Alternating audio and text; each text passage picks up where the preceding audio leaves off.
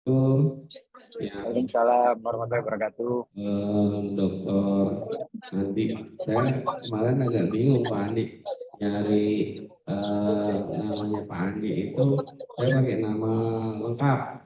Jadi begitu saya cari di WA nggak ketemu gitu. Terus pakai kata kunci Unesa baru ketemu. Oke. Terus di sini Ya, Pak. ada Prof. Diswandi. Udah kenal ya Pak?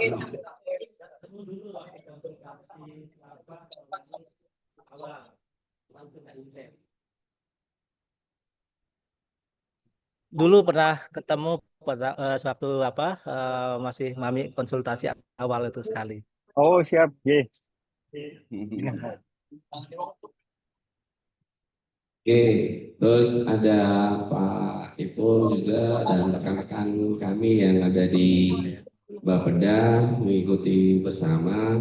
Nah, kemarin nih Pak Andi kami sudah beberapa kali diperintah untuk memantapkan konsep sejahtera dari desa sampai dengan mengeluarkan kartu Lombok Barat Sejahtera. Nah, ini Ya. kan pernah sempat kita berdiskusi pada saat di hotel yang di Udayana ya Pak Andi, waktu pertama kali ketemu sama Pak Andi dan Pak Eko ke Lombok itu. Ye. Ye. Tiba-tiba Pak Bupati menyampaikan bagaimana nih follow up-nya dan terkait kartu Lombok Barat sejahteranya, coba segera dikomunikasikan dengan Pak Andi untuk bisa dirumuskan bersama seperti itu. Kita mulai dari konsep sejahtera dari desa itu menyasarnya terutama pada indikator-indikator yang sudah kita tetapkan di dalam RPJMD kita yang sudah kita rumuskan. Terus tulusnya kan kartu Lombok Barat Sejahtera itu. Mungkin itu pengantar dari saya Pak Adik. Kita lebih banyak berdiskusi aja nanti. Ini ada teman-teman, ada Prof. Iswandi dan Pak Dr. Epol sama teman-teman kepala bidang yang ada di Bapeda supaya minimal 2026 kemarin kita sudah konsepkan per masing-masing desa itu 1 miliar ya, sudah kita konsepkan 1 miliar, cuman dengan adanya TKDD yang terbaru agak buyar dia semua, kita hanya baru bisa mapping berapa kan? 54 desa dari 122 desa kelurahan.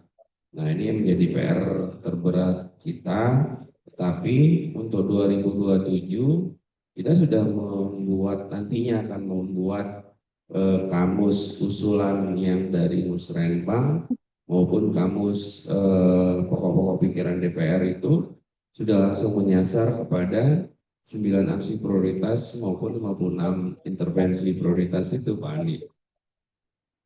Baik. Ya seperti itu Pak Andi. Diberikan pemahaman bersama bagaimana sih maksud dari sejahtera dari desa ini sampai dengan kita bisa mengeluarkan kartu sejahtera dari desanya. Mungkin itu dari saya Pak Andi. Monggo, monggo silakan Pak Andi.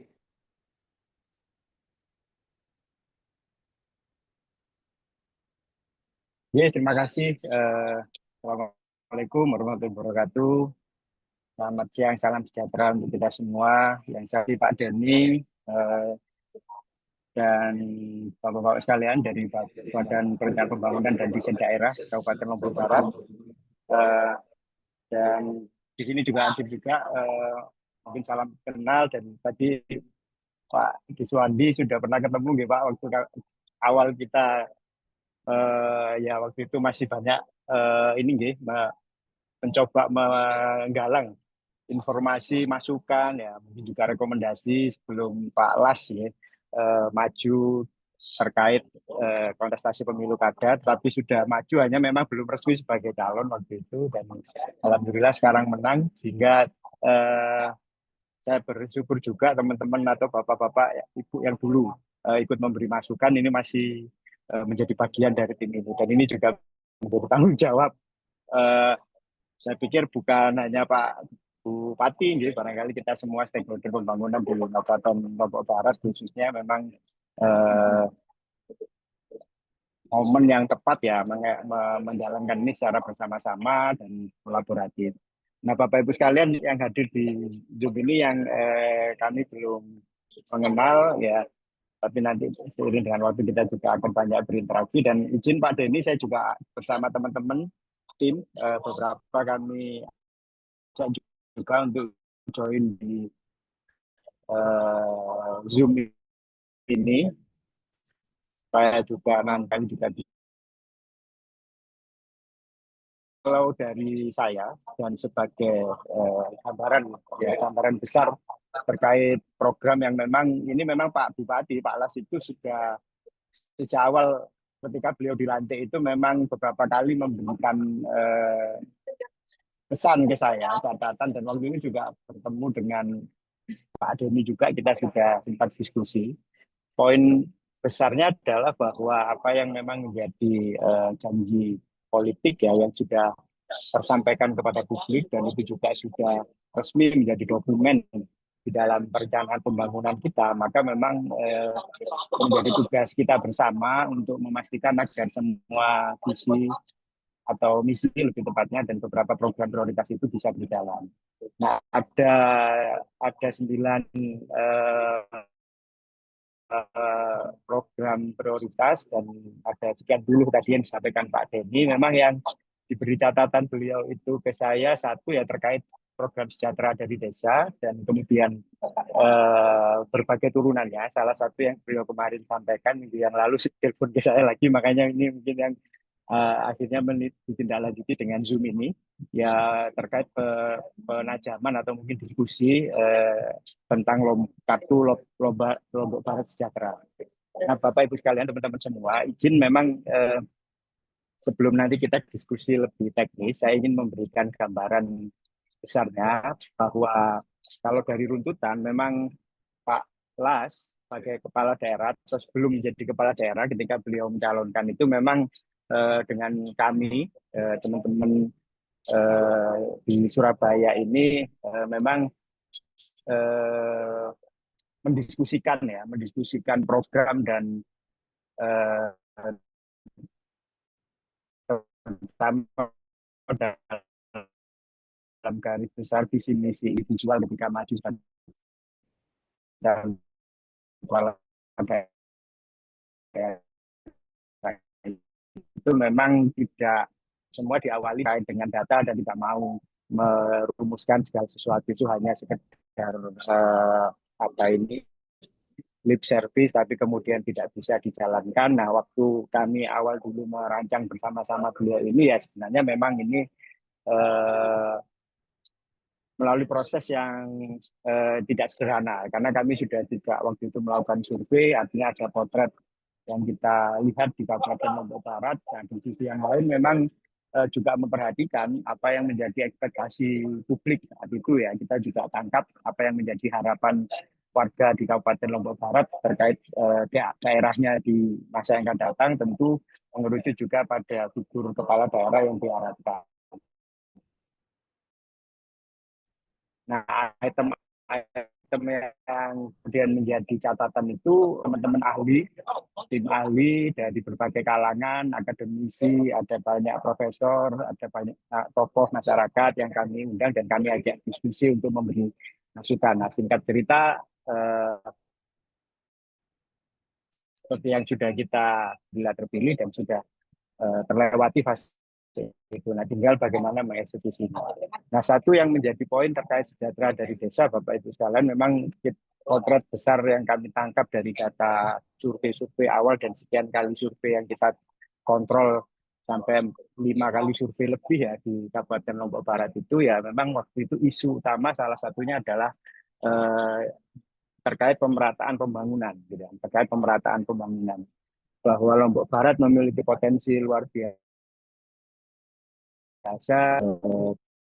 pariwisata, mempunyai potensi juga di sektor pertanian, dan rata-rata potensi itu kan ada dan tersebar di semua desa. Nah, Pak Bupati saat itu menginginkan bagaimana kemudian ada program yang itu bisa men-trigger atau menjadi program unggulan dikeroyok oleh sekian UPD, sehingga ada efek yang betul-betul bisa dirasakan secara cepat. Karena waktu untuk beliau berkiprah ya dengan aturan yang ada kan dibatasi 5 tahun, dan nanti diberi kesempatan di periode kedua arahnya bisa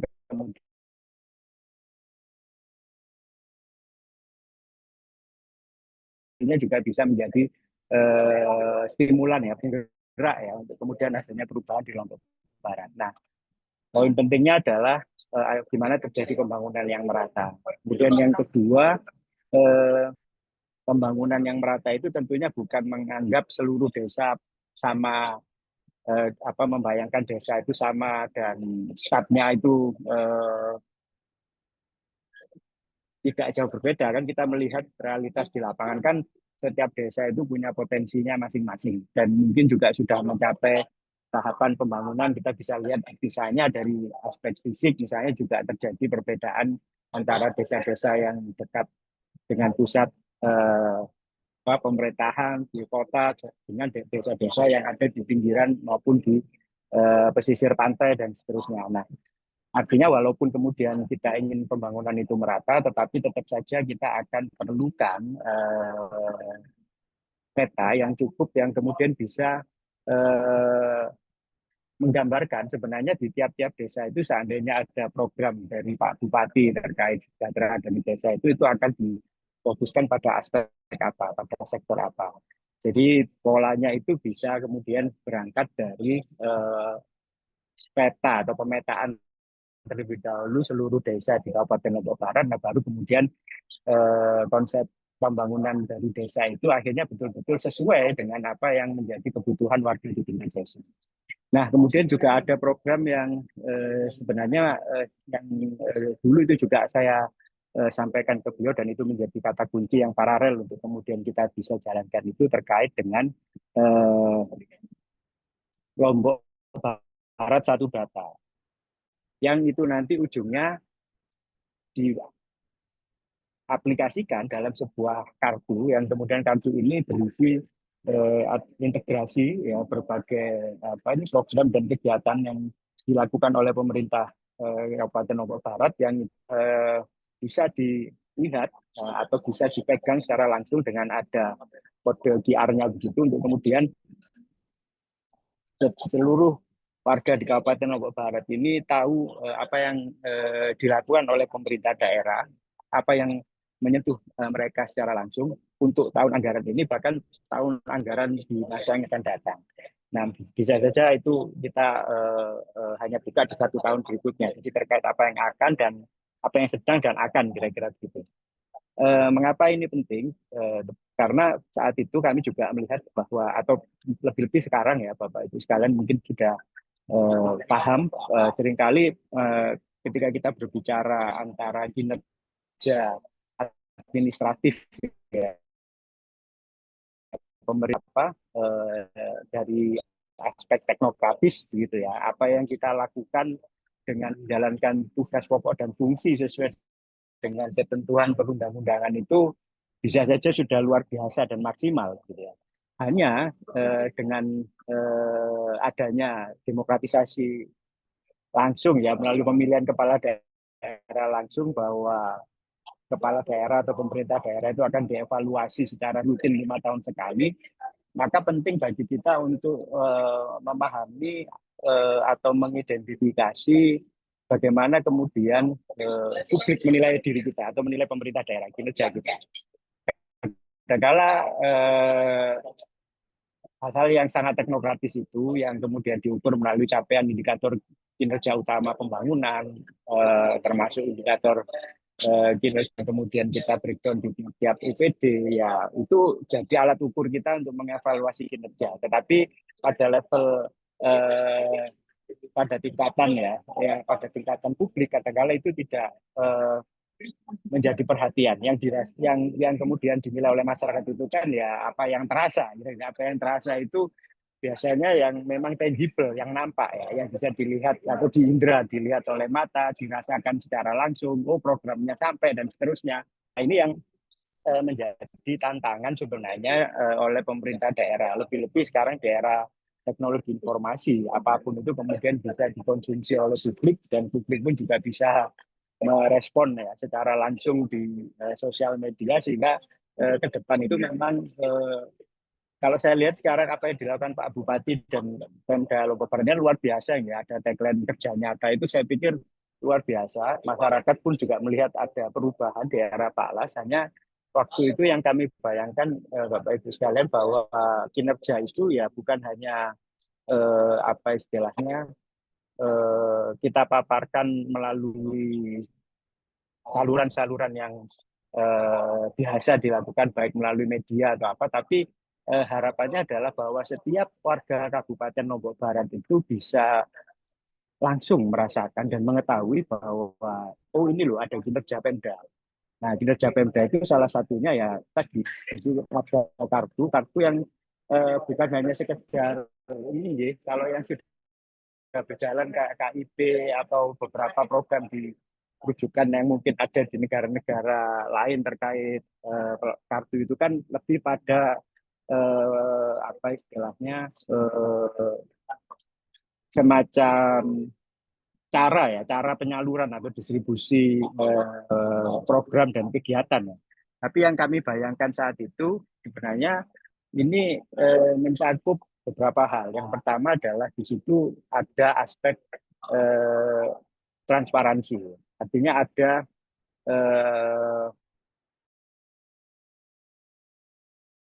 pemerintah daerah ini bekerja dan perform. Nah, kerja dan performnya itu kalau hal-hal yang sifatnya makro, yang nampak kayak sekarang di depan pendopo Kabupaten Lombok Barat itu luar biasa. Ada banyak perubahan, kemudian ada event-event yang diselenggarakan oleh Kabupaten Lombok Barat, terus kemudian ada Car Free Net atau apa yang saya pernah lihat dan pernah baca di itu. Nah, itu sesuatu yang tangible dan apa itu bagus. Tapi kan dari total atau jumlah penduduk yang sekian banyak dan menyebar di 10 kecamatan, ratusan desa itu kan tidak semua akan terpapar dengan itu. Nah, Kartu Lombok Barat Sejahtera itu kan sebenarnya ingin itu menjadi saluran kita juga yang nanti kita akan bagi di setiap, ya nanti kita bisa diskusi ya, tapi pengalaman kami dan juga melihat beberapa program itu memang basisnya ke kakak. Nah, setiap kakak di Lombok Barat itu akan mendapat kartu, di kartu itulah yang nanti akan tergambar apa-apa saja yang dilakukan oleh pemerintah Kabupaten Lombok Barat terkait program, terutama lebih kegiatan yang menyentuh mereka. Sehingga melalui kartu itu dengan kode ada QR code-nya itu kemudian mereka bisa tahu mereka akan mendapatkan program apa dan kegiatan apa di 1 tahun anggaran ini. Nah, itu secara personal. Jadi personalisasi inilah lebih ke personalisasi komunikasi politik ya. Walaupun program itu juga pasti akan sampai. Hanya kan kadang-kala warga Pak kalau tidak kita beri penjelasan itu seringkali pada tataran pelaksanaannya itu ini program dari siapa? Dari Pak Presiden kah atau dari Pak Gubernur kah atau dari Pak Bupati? Kadang-kala tidak paham. Nah, sentuhan ini yang sebenarnya kami harapkan nanti itu bisa kita jalankan melalui aplikasi melalui kartu Lombok Barat Sejahtera. Nah, di situ juga nanti berisi yang bisa juga kita apa istilahnya nanti teman-teman IT kami bisa menjelaskan misalnya fungsinya kayak ATM atau kita beri teknologi yang kemudian itu juga menjadi dasar ya penyaluran berbagai program yang nanti bisa kita konekkan dengan beberapa misalnya kalau kayak kartu Indonesia Pintar, kartu Indonesia Sejahtera itu kan misalnya terkonek dengan warung, terkonek dengan itu. Nah, itu bisa saja sampai ke sana. Tapi poin pentingnya adalah kartu Lombok Barat Sejahtera itu yang nanti akan menjadi saluran kita berkomunikasi kepada publik sehingga menunjukkan kepada publik bahwa apa yang dilakukan oleh pemerintah Kabupaten Lombok Barat itu ini loh, dan ini yang menyentuh eh, keluarga ya, yang akan dirasakan oleh seluruh warga Lombok Barat berbasis data. Nah, itu sebenarnya output yang ingin kita harapkan. Tapi sebelum ke sana, Bapak Ibu sekalian, sebenarnya ada hal yang lebih mendasar. Karena ketika kita menjalankan dengan apa yang tadi saya jelaskan terkait kartu Lombok Sejahtera itu, ya kita mengasumsikan bahwa sudah ada sistem atau mekanisme yang kita kembangkan dalam upaya untuk mengintegrasikan seluruh data yang ada di Kabupaten Lombok Barat. Makanya juga salah satu programnya Pak Bupati itu kan yang jadi prioritas juga itu kan Lobar Satu Data. Nah, Lobar Satu Data ini dalam skema besar yang dijanjikan atau yang menjadi program Pak Bupati, visi Pak Bupati itu kan bahwa ada serangkaian pembangunan yang kemudian terjadi merata dan keadilan, artinya nanti akan ada intervensi yang diberikan kepada desa tentu sesuai dengan apa yang dibutuhkan sehingga akan menjadi akan segera bisa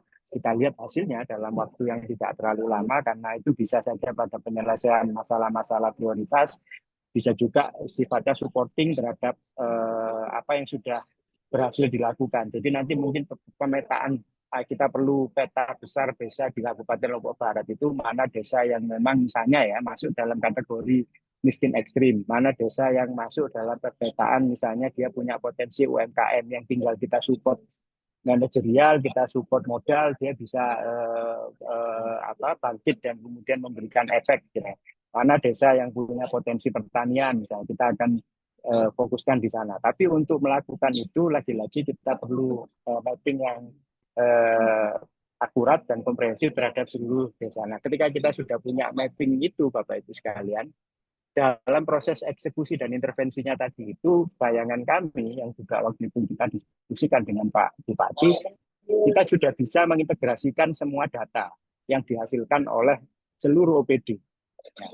Mulai dari integrasi data kemiskinan, kemudian integrasi data pemetaan, misalnya tiap-tiap OPD barangkali sudah punya data peta, misalnya peta UMKM, atau mungkin teman-teman dinas PUPR misalnya punya peta infrastruktur ya terkait kondisi infrastruktur lingkungan di tingkat desa, mana yang kondisi mantap, mana yang perlu perbaikan dan seterusnya. Nah, ini yang kemudian dalam proses yang paralel kita juga harus bisa mengupayakan adanya integrasi data. Jadi Lobar Satu Data ini saya melihat memang ini mudah diucapkan tapi akan agak susah dijalankan. Jadi ini memang menjadi visi, tapi ada langkah-langkah yang juga paralel kita perlu jalankan. Nah, ketika itu sudah berjalan, maka output akhirnya itu sebenarnya di kartu tadi. Nah, kartu itu bisa terus berkembang maksudnya. Bisa saja itu hanya sebagai saluran informasi.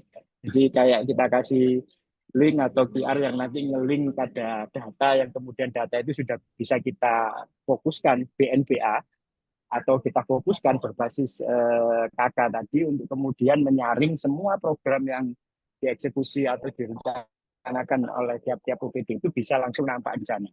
Nah, mungkin tahap berikutnya bisa sampai pada misalnya untuk pencairan atau distribusi. Jadi misalnya kartu itu bisa menjadi kayak ATM yang bisa diambil di bank atau lembaga-lembaga perbankan yang kemudian bisa sampai ke sini. Nah, ini bayangan besarnya Pak Benny dan kawan-kawan semua bahwa yang dulu kami diskusikan dan juga menjadi visi beliau terkait desa itu tadi saya ulangi, memang inginnya beliau itu sejahtera atau pembangunan bisa tepat, merata, dan berkeadilan. Tapi dimulainya dari desa, karena potensi Lombok Barat itu kalau kita petakan satu persatu, lagi-lagi ya memang ada di teritori desa. Kemudian yang kedua, ada harapan dengan program tadi muncul percepatan pembangunan. Nah, percepatan ini kan salah satunya ya kita harus bisa tepat dan akurat dengan program yang kita desain itu menyasar kelompok yang kita harapkan. Sehingga kemudian bisa terlihat ya efek dan dampaknya secara cepat gitu kan. Nah, ketiga yang berkaitan dengan Lombok kartu Lombok Barat Sejahtera tadi itu arahnya sampai ke sana. Nah, setahu saya Pak Denny yang terkait kartu Lobar Sejahtera ini bahwa sebenarnya ini kan dari pilkada ke pilkada itu kami sarankan ke banyak kepala daerah. Hanya yang saya lihat sampai dengan sekarang itu bisa mengaplikasikan sesuai dengan apa yang konsep awalnya itu kayaknya masih belum ada. Makanya tadi saya sampaikan upaya untuk sinkronisasi itu yang tadi. Walaupun sekarang pemerintah pusat saya yakin juga sudah melakukan itu dan nanti ketika integrasi antara NPWP kemudian diambil dari NIK itu mungkin akan mengarah ke sana. Nah ini yang kita harus ambil segera ini sebagai sebuah program yang kebetulan memang dijadikan prioritas oleh Pak Bupati dan kalau ini bisa kita terapkan ini akan jadi kayak program inovatif atau success story Lobar kalau ini memang bisa dijalankan. Nah gambaran besarnya mungkin seperti itu Bapak-bapak dan teman-teman semua bahwa ini yang kemudian kemarin Pak Bupati minta segera Mas didiskusikan nanti gimana langkah-langkahnya dan apakah teman-teman di Lobar juga sudah melangkah dan langkahnya sampai di mana nanti buat ini aja Mas pertemuan atau Zoom gitu. Apakah sudah sinkron dengan yang diharapkan oleh Pak Bupati. Mungkin sebagai awalan itu Pak, kayaknya terlalu panjang juga kalau bisa langsung disambung dengan diskusi santai gitu monggo Pak. Ada teman-teman kami juga di sini yang nanti bisa memberikan gambaran lebih teknis karena kalau saya bukan orang IT Pak. Saya ini hanya mengkonsepkan yang besarnya saja. Tapi visi itu kemudian bisa diaplikasikan secara teknis dan tahapan-tahapan nanti ada teman kami yang bisa mendetailkan itu. Saya pikir demikian Pak Denny, saya bisa nanti sambung dengan diskusi. Terima kasih. Assalamualaikum warahmatullahi wabarakatuh. Waalaikumsalam warahmatullahi wabarakatuh. Terima kasih Pak Andi telah lumayan panjang penjelasannya dan implementasinya ini yang harus segera kita lakukan. Yang menjadi PR terberat kita adalah di saat ini adalah masalah data. Ini kemarin sudah teman-teman di Kominfo juga sudah menyusun big data yang diminta oleh Pak Bupati dari penduduk miskin sampai dengan pemberian wilayah huni dan seterusnya. Terkait dengan potensi desa ini memang sangat penting sekali. Kita sudah melakukan pertemuan dengan teman-teman desa, perangkat desa, seluruh kepala desa dan teman-teman PMB.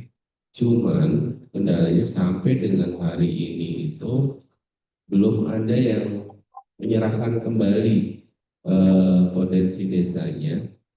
Sudah ada, cuma tidak sesuai dengan harapan kita. Artinya potensi-potensi yang disampaikan ke kami itu hanya sebatas global atau umum saja. Seperti itu kendala-kendala kami. Dan mungkin nanti teman-teman dari Pak Prof. Diswandi dan Pak Dr. Saiful dan teman-teman kepala bidang lainnya itu bisa menyampaikan bagaimana upaya-upaya yang kita sudah lakukan dalam penerapan sejahtera dari desa. Dan dari Pak Prof. Diswandi dulu, silakan. Pak Andi, kedengaran suara saya? Jadi kedengaran Prof. Ya, ini kalau di tempat lain yang sudah diasistensi ada enggak Pak Andi? Yang khususnya dari sejahtera desanya dulu. Tadi ada saya ngobrol sama Pak Asisten, dengar-dengar di Banyuwangi katanya sudah pernah ada jalan seperti itu. Coba kalau kita mau pergi itu dibanding di sana sudah hebat sekali waktunya karena 2027 ini harus sudah jalan. Nah kalau misalnya ada mungkin apa best practice yang bisa kita pelajari di sana, yang mungkin tanpa kita harus ke sana. Ini sebenarnya kami sudah membuat semacam apa ya kerangka kerja seperti apa juga yang tidak dari desanya dulu ya. Jadi kami belum punya gambaran terkait integrasinya ke kartu. Nanti mungkin itu yang perlu apa kita diskusikan juga lebih detail kartu itu memuat apa saja di sana informasinya, kemudian cara kita misalnya kalau masyarakat yang pegang itu mengecek sesuatu yang ada di kartu itu seperti apa, dan juga ada aplikasi mungkin kita juga mengontrol kartu itu bagaimana. Nah itu, tapi itu saya belum berpikir sejauh itu yang integrasinya dengan program SDD ini. Nah yang paling dekat adalah yang akan kami lakukan ini sosialisasi dulu, sosialisasi ke level desa melalui kecamatan terkait dengan apa yang harus mereka input di apa perencanaan yang kami siapkan kerangkanya, kemudian nanti itu dengan capaian apa nominal yang 100 juta per dusun itu sehingga minimal 1 M per desa. Dan sebenarnya target awalnya adalah mengejar itu dulu, mengejar bahwa setiap desa dapat program 1 miliar di luar dana desa itu kan. Nah kemudian nanti kalau misalnya ada yang sudah pernah di kabupaten lain, tolong mungkin bisa kita sedikit belajar dari situ. Itu dulu mungkin Pak Adi. Iya. Baik, terima kasih Prof. Langsung kita diskusi mau nggih? Kita diskusi aja. Halo? Oke, Halo? langsung aja diskusi nggih. Oh ya, baik. Oke. Ya, terima kasih. Jadi begini, Prof, teman-teman semua bahwa ada beberapa skema sebenarnya yang identik dengan program sejahtera dari desa ini karena semangatnya memang atau kondisi yang dihadapi oleh banyak kabupaten kota termasuk provinsi ya, salah yang sering menjadi isu utama dan kami temukan melalui potret survei langsung di masyarakat itu memang isu pertama itu mayoritas terkait dengan persoalan ekonomi pengangguran misalnya. Kemudian yang kedua terkait kemiskinan. Kemudian yang ketiga itu infrastruktur ya, infrastruktur. Tetapi kalau ini kita rangkum sebenarnya memang penyelesaiannya itu bisa kemudian pilihannya itu tetap menggunakan apa yang selama ini berjalan dengan disentuh secara sektoral begitu semua bekerja, sektor bekerja baik dalam kerangka sektornya maupun kerja kolaborasi. Nah, ternyata tidak semua daerah itu kemudian bisa mencapai hasil yang diinginkan. Nah, akhirnya ada ya kita mencoba mengkonsepsikan dan ini sebenarnya saya pikir juga bukan barang yang baru, hanya menggeser ini merubah cara pandang fokus pembangunan kita itu kita baca dan kita analisa itu secara teritorial. Jadi teritorial ini karena sebagai sebuah narasi politik mohon izin ketika kampanye di dalam pemilu kada itu memang yang selalu dibayangkan oleh masyarakat itu kan bahwa apa yang kemudian bisa langsung mereka rasakan, apa yang kemudian yang seandainya saya memilih salah satu calon kepala daerah itu kira-kira apa keuntungan ya baik itu apa yang sifatnya begitu ya atau sesuatu yang kemudian bisa bermanfaat secara langsung baik bagi dirinya maupun lingkungannya.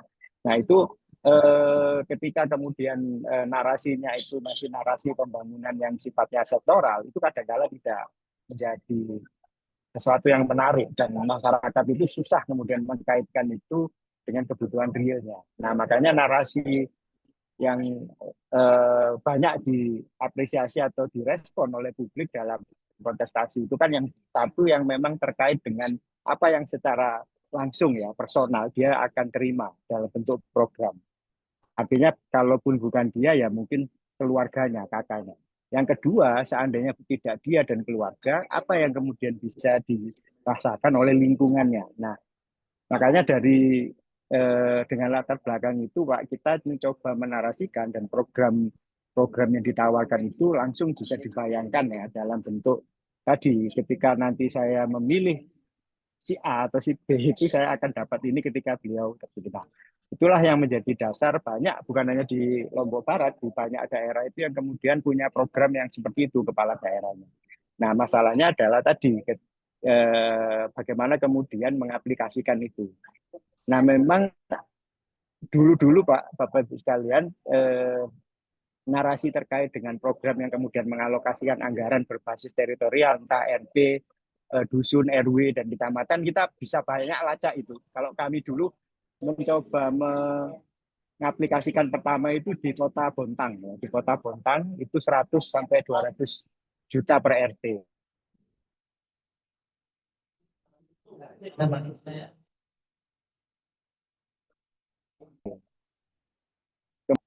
Dan itu juga tidak apa istilahnya ya kira-kira diskusi dengan berbagai stakeholder ini tidak dilakukan dengan baik ya sehingga tidak berjalan maksimal. Nah kemudian yang sukses berjalan itu ini masih dicontoh di level kota Pak, tapi konsep besarnya sama sebenarnya itu di Kota Kediri dengan anggaran 50 juta per RT per tahun dan akhirnya meningkat di periode kedua itu 100 juta per RT per tahun.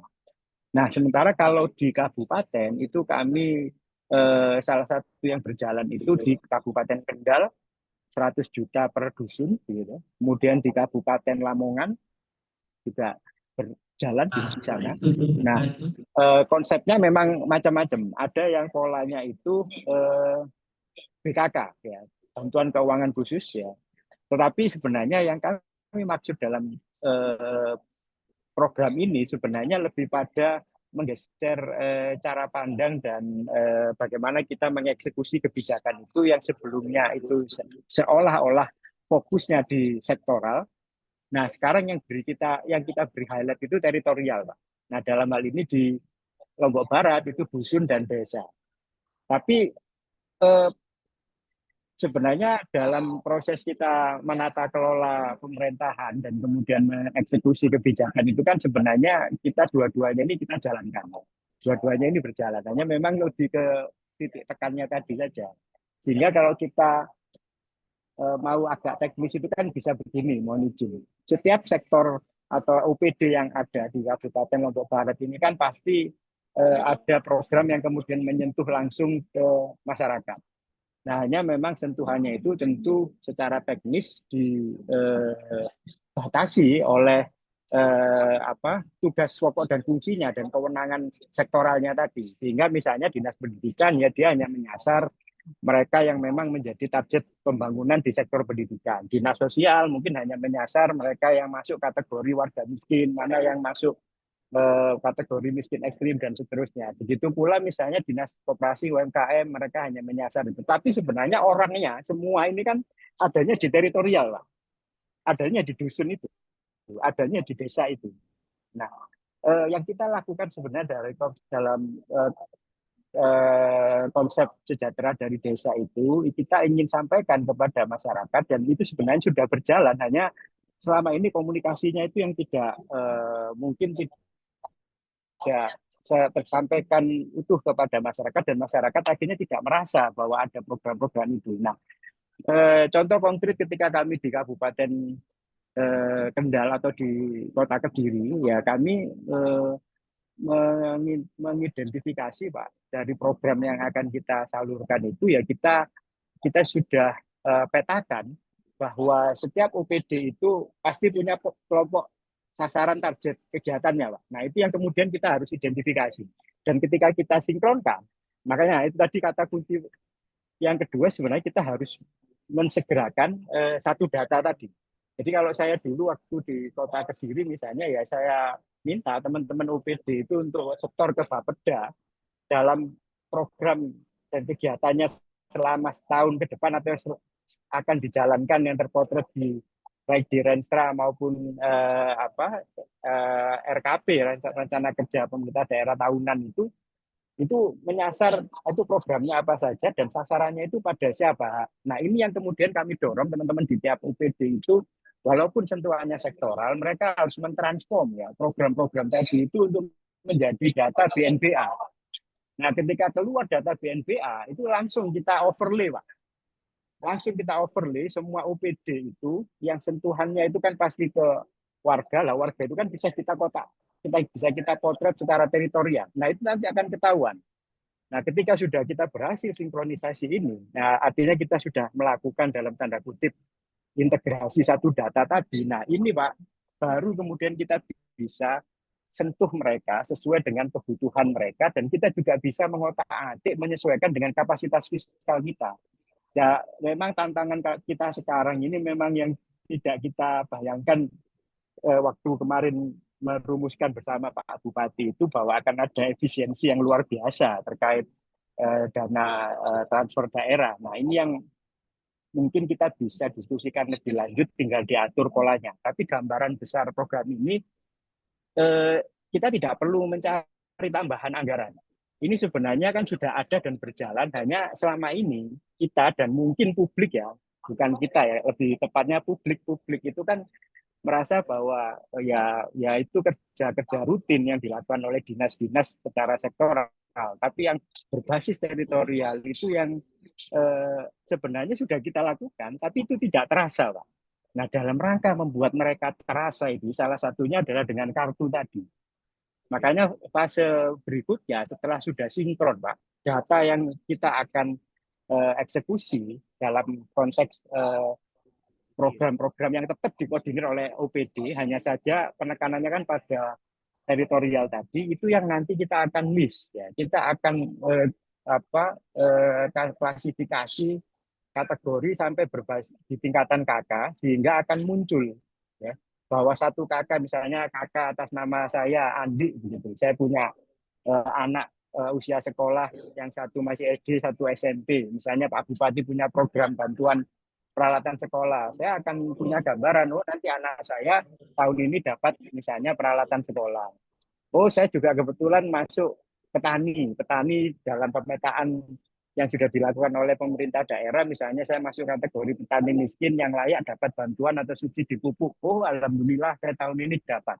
Nah, kartu ini hanya ajak fisiknya saja, Pak. Tapi poin pentingnya adalah kita sinkronisasi data tadi, dan ketika kita sudah punya data yang akurat, nanti coba kita exercise, jadi barangkali teman-teman Bapeda juga sudah punya. Kalau misalnya seluruh program yang dijalankan OPD secara sektoral tadi kita gabung, Pak, saya yakin anggaran, jangan-jangan anggaran yang sudah dijanjikan ke tiap dusun atau yang tiap desa itu malah sudah melampaui gitu kan. Ya, Jadi ini soal akarasi.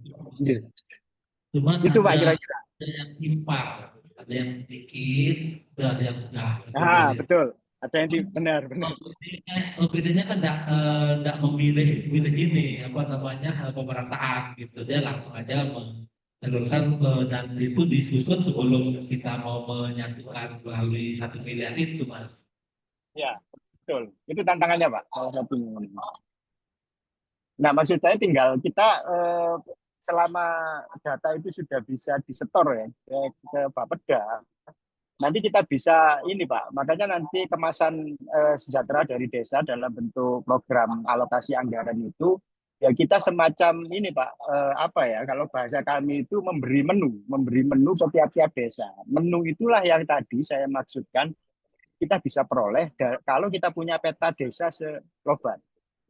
Kemudian kita juga tahu kapasitas fiskal kita dan apa-apa yang dijalankan oleh teman-teman OPD yang sudah direncanakan ya dalam 1 tahun berjalan atau rencana beberapa tahun ke depan. Nah, baru kemudian kita akan buat menu. Nah, menu itu aplikasinya di beberapa daerah yang kami dampingi itu, Pak, ya kita akan buat 2 pola. Yang pertama itu kita label mandatori, yang kedua kita label partisipatori.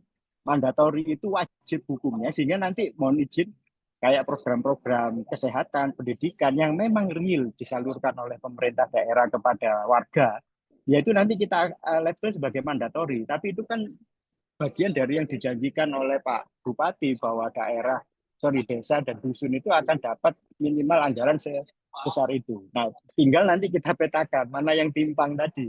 Nah, intervensi yang timpang inilah yang penting untuk nanti kita diskusikan kembali. Ya, barangkali kita bisa mengintegrasikan dengan program-program di luar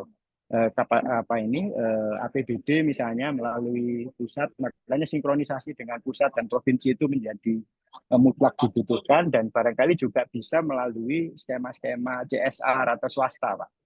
Tapi kita harus punya potret ini dulu. Kalau itu tidak ada, memang agak susah nanti kita menjalankan.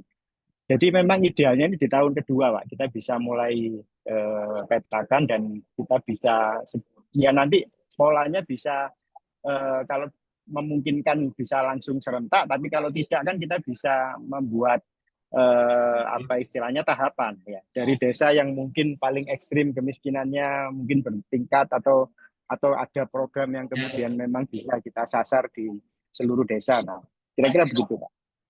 Ya, awalnya memang kami mengusulkan untuk piloting dulu, Mas. Tidak bisa semua desa 120 sekian itu. Kan Pak Bupati banyak semua langsung, takutnya nanti ada yang ketika tak kebagian kemudian dia berusaha enggak, Ya. jadi Ya. jadi bermasalah. Nah, itu agak beratnya juga di sana sebenarnya, kita melakukan pemerataan ke semua desa ini. Nah, akhirnya mana yang belum mencapai 1M di perencanaannya, kita coba susupi, ambil dari yang lain, begitu, apa yang bisa geserkan. Nah, cuma itu kan harus sesuai sama kebutuhan mereka. Betul. Ya, memang ada, saya yakin juga teman-teman pasti bisa memahami bahwa memang kita ini saat ini sedang di era yang memang tidak seperti dulu, gitu, bahwa labelnya desentralisasi tapi kok nuansanya kok kayak sentralisasi sekarang gitu kan, nggak kayak dulu lah. Nah, ini memang jadi PR kita. Tapi dengan strategi komunikasi dan narasi yang kemudian kita sampaikan secara ya faktual, saya pikir publik masih bisa menerima, Pak. Hanya yang penting itu ada langkah-langkah yang menunjukkan bahwa upaya untuk mewujudkan program itu tersampaikan dan itu nampak. Ya, itu yang paling penting. Jadi kalau sementara ini misalnya target Pak Bupati itu kan seluruh desa, dan kalau seluruh desa itu bisa kita petakan secara baik, Pak, dan misalnya ada 1-2 yang atau beberapa barangkali sekian persen yang belum tersentuh, ya nanti kita akan buat tahapan tadi. Tapi kalau memungkinkan bisa kita, kan memang ini saya nanti menyarankan kepada beliau untuk kita juga melakukan kajian ya terkait ekspektasi publik program-program yang sudah dijanjikan itu. Nah, dari situ bisa saja menjadi dasar apakah semangat sejahtera dari desa itu misalnya kita intervensinya itu merata walaupun tidak sesuai angka yang dijanjikan, atau mungkin kita buat bertahap karena asumsinya kan tidak semua desa itu tertinggal, tidak semua desa itu mungkin butuh dana itu secara bulat di angka yang kita sampaikan itu. Nah, bisa saja nanti dipola seperti itu. Tapi langkah-langkah ke sananya ini, Pak, yang menurut kami penting untuk dilakukan dan itu tersampaikan ke publik bahwa ada effort upaya itu. Dengan kondisi sekarang publik bisa memahami, Pak, misalnya. Atau juga izin nanti barangkali misalnya disambung dengan diskusi yang kita agak teknis. Kalau memang sudah ada pemetaan yang diidentifikasi oleh teman-teman Bapeda, terutama berkaitan dengan program yang berjalan secara sektoral dan menyentuh masyarakat yang kita bisa klaster teritorial tadi. Nah, kita bisa coba otak-atik, Pak, mana yang perlu apa istilahnya perhatian yang kemudian kita bisa segera intervensi, atau mungkin kita bisa geser dulu karena memang itu termasuk desa yang ya sudah sejahtera lah. Kan ini sejahtera dari desa tentu harapannya kan menyentuh pada yang belum sejahtera, kira-kira gitu. Nah, yang mana yang masuk klaster desa yang sudah sendiri, kan mana yang memang perlu sentuhan khusus. Nah, itu mungkin juga izin Pak Denny barangkali kita bisa ini apa diskusikan agak teknis. Nah, tapi yang penting Pak yang kemarin beliau sampaikan itu kan soal ini, soal kartu lobar itu, kartu lobar sejahtera. Nah, maksud saya tetap saja itu bisa kita eh, jalankan di 2026, Pak, tapi tidak harus di semua program. Mungkin program apa dulu yang kita bisa cantolkan di sana, walaupun secara paralel sinkronisasi atau integrasi seluruh data itu bisa juga paralel dijalankan, tapi memang di 2026 itu sudah harus muncul gambarannya. Dan kalau untuk itu bisa ini saja yang memang kayaknya yang rapi itu kan data terkait ini ya Pak, itu terkait kemiskinan, data-data yang memang sudah ada, tinggal kita desain nanti untuk bisa masuk dalam sebuah aplikasi gitu, atau istilahnya big data yang tadi disampaikan Pak Denny. Nah itu yang kita bisa juga paralel siapkan. Berbanding yang sudah kemarin kita coba fixkan itu untuk penerima rumah layak huni sama bantuan modal untuk UMKM, bantuan modal tanpa bunga ke beberapa UMKM. Terus ada beberapa program-program beasiswa miskin, BSN, nah, dan beberapa program lainnya itu ada beberapa sih yang bisa kita lakukan pemetaan. Kalau secara individu maksud saya, kalau yang kayak infrastruktur jalan dan sebagainya itu kan tidak bisa melalui kartu ya Pak Andi, kan karena Oh ya, yang luas. sentuhannya komunal tidak bisa Pak, ya yang personal. Makanya nanti coba kita identifikasi kegiatan-kegiatan yang bantuan langsung kepada personal. Sebagian sih sudah ada. Kalau yang untuk rumah layak huni itu sudah dipetakan kemarin sama teman-teman Kominfo, dan beberapa kelompok sasaran yang dimiliki sama teman-teman OPD itu seperti UMKM, IKM sudah kita berikan dimasukkan di dalam big data kami yang di Lombok Barat. Oh. Pak Denny izin barangkali nanti kami bisakah diberikan skema big datanya seperti apa gitu. Karena yang dicoba diakses teman-teman kemarin itu mungkin Mas Ardian atau Mas Aris bisa menyampaikan, ada tim kami Pak yang kemarin saya minta untuk melihat, karena saya lihat ada satu data juga nih Pak yang sudah berjalan di Lobar. Atau seperti apa nih satu datanya itu yang apakah sudah sesuai dengan yang tadi dibayangkan atau yang menjadi ini ya diskusi kami dengan Pak Bupati, atau masih pada tahap apa, sehingga ini yang nanti juga paralel perlu kita sampaikan, karena Pak Las itu paham sampai di target capaian kita itu Pak, maksudnya outputnya itu apa beliau paham, hanya kan sekarang tugas kita untuk bisa sampai ke sana itu apa yang harus segera kita lakukan kan gitu. Nah kalau beliau itu gambarannya yang tadi saya sampaikan itu sudah clear seperti itu, memang harapan beliau hanya ya dengan berbagai potensi dan tantangan yang kemudian kita hadapi saat ini, inilah yang memang jadi tugas berat kita. Nah izin mungkin nanti bisa kami dibantu untuk bisa apa istilahnya ya barangkali bisa memberi masukan dari apa yang sudah berjalan. Mungkin Mas ada tim kami Pak, Mas Ardian atau Mas Aris bisa menjelaskan yang terkait satu data itu. Mungkin juga contoh-contoh kemarin dari informasi kalau yang Timur ya. yang kita miliki itu yang di Siwarta itu masih data umum, data sektoral secara umum, tidak menyasar seperti yang harapannya Pak Bupati yang ada di big data yang kita bangun, dan ini memang belum terpublish sama teman-teman itu, sedang dalam apa namanya finishing lah kita bilang untuk langkah skema datanya itu. Cuman ini yang teman-teman Kominfo kita kemarin hari ini belum kita libatkan gitu Pak. Seperti itu Pak. Pak berarti kalau begitu barangkali rencana kami nanti di Pak.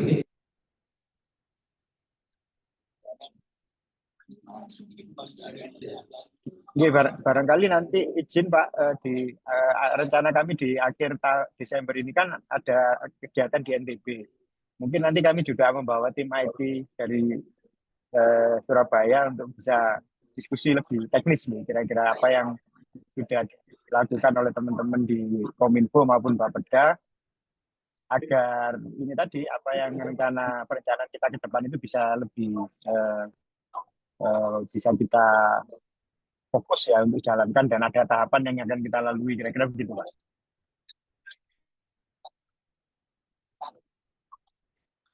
Ini kan mungkin tidak cukup dengan hari ini. Kita perlu diskusi kembali lagi, dan sebelum Pak Andi datang bersama tim juga ke Lombok, kita juga perlu pemantapan langkah-langkah yang harus kita lakukan. Dan ini juga yang kemarin ditekankan oleh Pak Bupati bahwa kamu harus buat langkah-langkah atau step-step yang kita mau outputnya itu kartu Lombok Barat Sejahtera itu. Nah, seperti itu yang oh ya, ini contohnya yang data yang coba kita bangun itu Pak Andi. Oke. Ya ini memang arahnya di sini Pak nanti ya kita Pak. Tinggal nanti mensinkronkan tadi, kita lekatkan di NBA-nya nanti itu, supaya kemudian tahu satu kakak itu bisa dapat sentuhan berapa.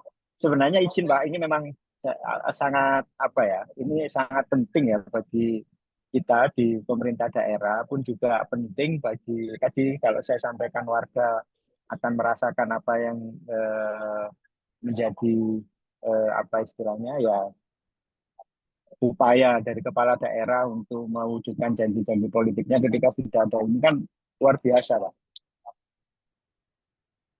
Nah, hanya tadi memang mensinkronkan dan kemudian membuat, kalau ini kan nanti bisa coba secara teknis barangkali Mas Ardian atau Mas Aris nanti menjelaskan gimana kalau sudah kita punya data-data yang sekian banyak ini, terus kemudian kita lekatkan agar bisa dibaca pada tingkatan BNPA gitu, by name by address. Mungkin bisa dijelaskan secara teknis, karena di beberapa daerah kita udah aplikasikan ini sih sebenarnya Pak. Mas Ardian masih ada di sini kah? Mungkin kayak contoh di kemarin di Jawa Timur yang kita dengan Pak Kofifa.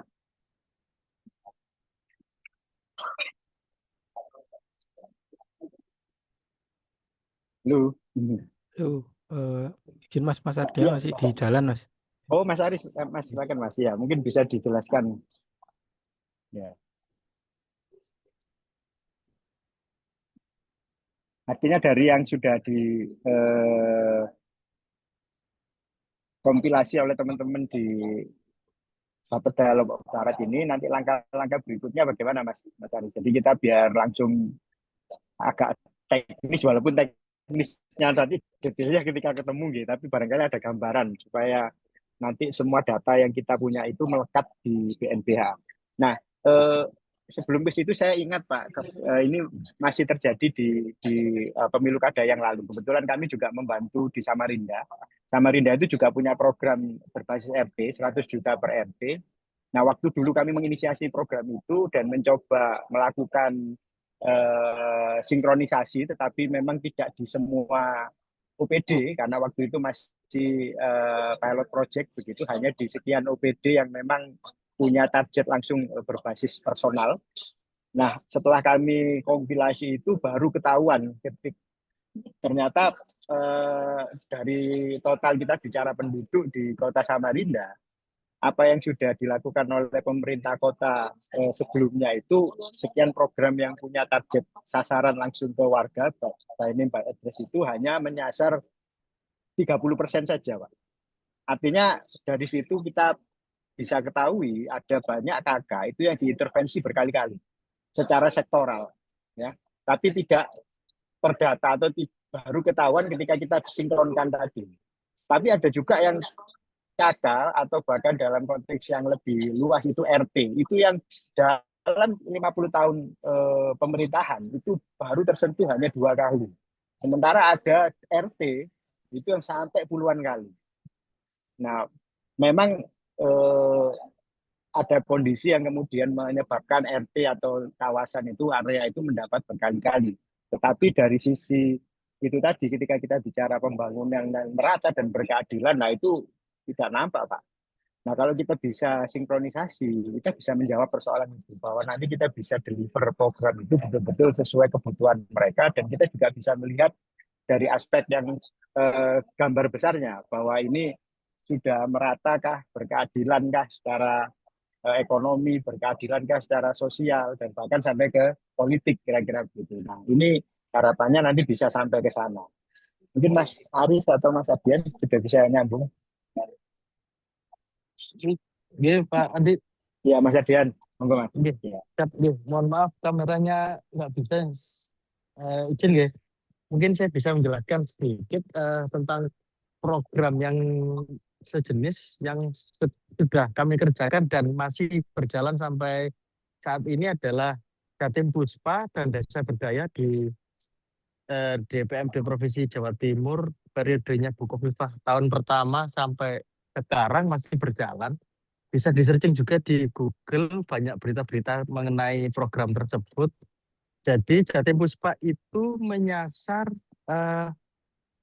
bantuan kepada KPM, keluarga penerima manfaat, yaitu ibu-ibu, terutama ibu-ibu ya, semuanya penerimanya itu perempuan yang diberi nominal 2,5 juta berupa paket usaha, bukan uang yang diterima, tetapi berupa paket usaha. Misalnya ada yang jual gorengan, ada yang jasa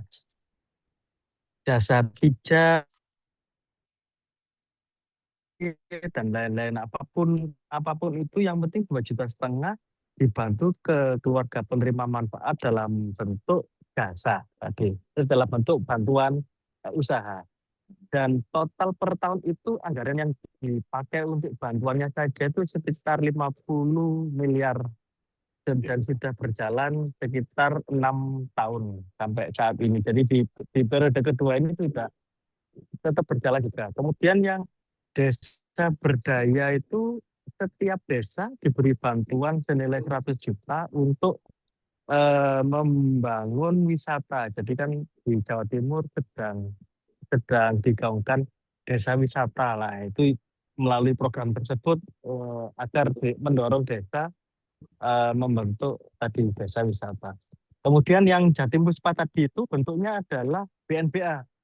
Jadi sasarannya jelas, kantong kemiskinan ataukah bagaimana. Jadi data dari Dinsos diolah di Dinas Pemberdayaan Masyarakat dan Desa, kemudian ditentukanlah penerima manfaatnya di setiap kabupaten kota, kecamatan, dan kelurahan. Kemudian ada mekanisme sampai di aplikasi itu yang diupload itu sampai detailnya, misalnya Ibu A itu mau jualan gorengan, berarti butuhnya etalase, butuh tepung, butuh minyak, dan lain-lain semua dirinci.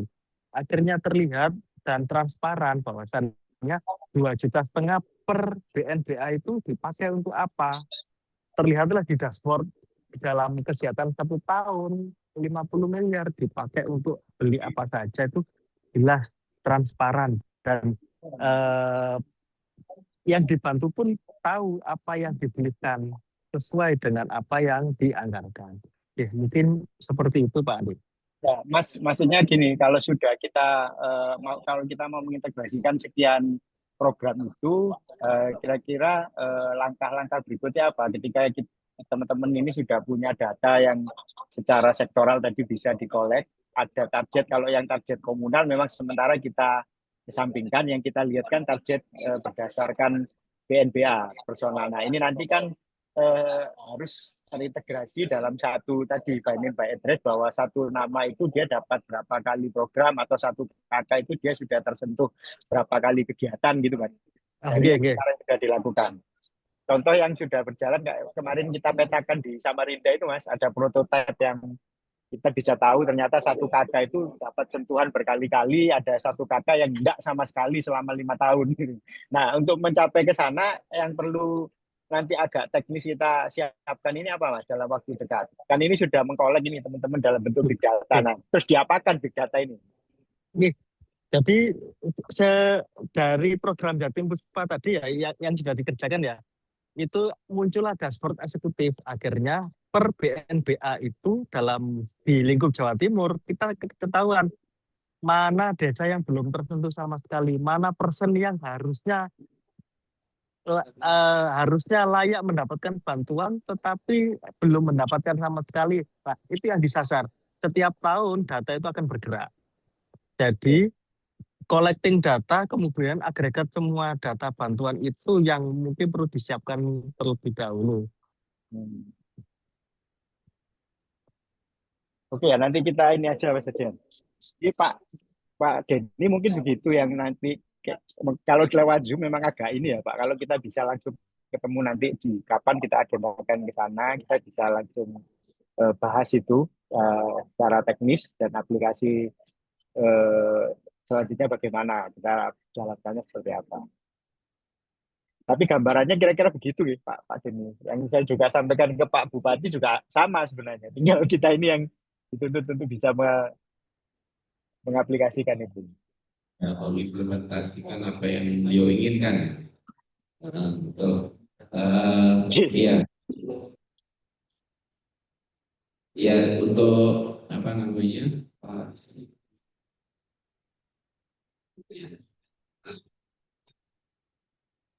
Jadi itu dulu. Nanti sekiranya dalam waktu dekat ini kita perlu diskusi kembali, kan kita hubungi lagi Pak Andi. Terus kemudian terkait jika dimungkinkan untuk kami menyampaikan beberapa data yang sudah kita kumpulkan untuk dilihat seperti apa langkah-langkah yang akan kita lakukan, nanti akan kita sampaikan ke Pak Andi, di Pak Andi. Baik Pak. Gitu. Mungkin gitu Pak Andi. Kami Pak juga Denny. Baik, siap. Terima kasih. Hotel ini nambah 3 jam. Oke. Ya ini di akhir tahun ini Pak Andi, Pak Eko, sibuk-sibuknya. ya, Makasih dan Andi. rekan-rekan semuanya yang ada di Saya, dan Pak Prof. Tiswandi, Pak Dr. Saiful, dan teman-teman Pak Beda. Mungkin kalau Pak Andi datang ke sini, mohon kami diinfokan biar nanti kami siapkan tim dan beberapa data yang sudah kita kumpulkan. Mungkin itu Pak Andi, terima kasih banyak atas waktunya. Kami sampaikan. Wassalamualaikum warahmatullahi wabarakatuh. Waalaikumsalam. Ya, sami-sami Pak Denny, terima kasih banyak. Ya, nanti segera kita sambung komunikasi offline. Terima kasih. Izin.